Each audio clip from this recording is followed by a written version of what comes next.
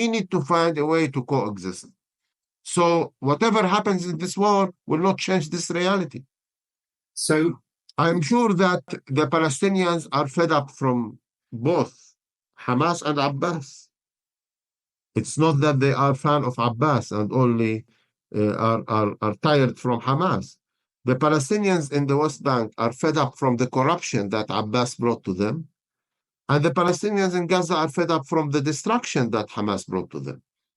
Both Palestinians in West Bank and Gaza, they are looking for an alternative that will bring construction to the Palestinian people.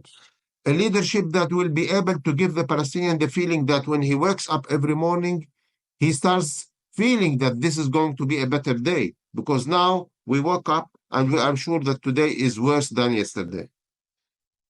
So let me ask you, there is an imbalance. There are many imbalances between Israeli and Palestinian society, but one of them that's got nothing to do with Israel or Palestine, it's just a fact of a political system, and you could apply it elsewhere in the world, is that Israel's a democracy. Now, democracies are not perfect at all. They have many problems, but in general, they are better than dictatorships. And they involve change of governments and change of leaderships. So in the Palestinian leadership, since the advent of the PLO in 1964, there have only been two leaders, Yasser Arafat and then Mahmoud Abbas, Abu Mazen. In Israel, I've lost count of how many elections they've had and how many prime ministers. It's true that Netanyahu has been there rather too long, but in general, in any democracy, there are changes of governments and so on. And also, again, you're right, the Israeli media is not perfect, but it's relatively open and vibrant and so on. So in the past, is what I'm thinking, is you have a situation where someone who was quite a hardline person, like Menachem Begin, the Likud right-wing prime minister way back in 1977 when he came to power, having come in from a nationalistic right-wing point of view. Anwar Sadat, the Egyptian president, reached out with peace, and Begin responded in a positive way, and Israel and Egypt have a peace agreement now for a long time. The point being that if Begin had not reached out to Sadat's overtures of peace, he probably would have lost power within the Israeli election system.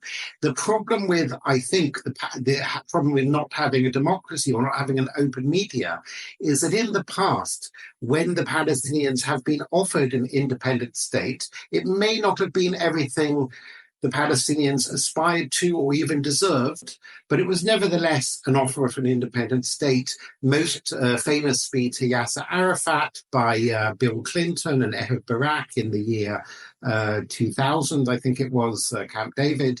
And I'm not sure that the Palestinian population ever had a chance to really respond to that in a kind of vote, because maybe if everything was explained, they would have voted yes. Let's accept this offer. It's not everything. There'll still be matters for negotiation.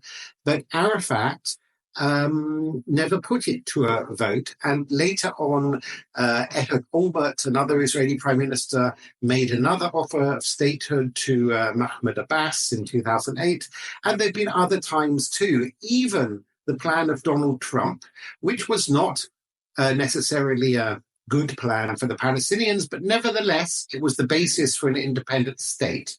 And if I was the Palestinian leadership, I would have accepted it in principle and then negotiated lots of points to make it better from a Palestinian point of view, rather than just reject it outright. I do agree with you that we Palestinians have suffered from lack of leadership. And it has been for a long time, for maybe 100 years. We have never had leadership, not during the times of Haj Amin al-Husseini, during the British Mandate, not during the time of Arafat or Abbas. So in the last 100 years, we have only 3 leaders altogether. Mm-hmm. And apparently everyone stays for more than 3 to 4 decades each time he takes and assumes leadership. And this is why maybe if we compare us with the Israelis, before 100 years, we were both militias fighting the British mandate. Now Israel is a OCED country, and we're still in a phase of did not reach to statehood. Maybe more in a militia style of organizing ourselves. So we have a lack of leadership. And I really don't understand why Mahmoud Abbas rejected the offer of Olmert. It was a very good offer.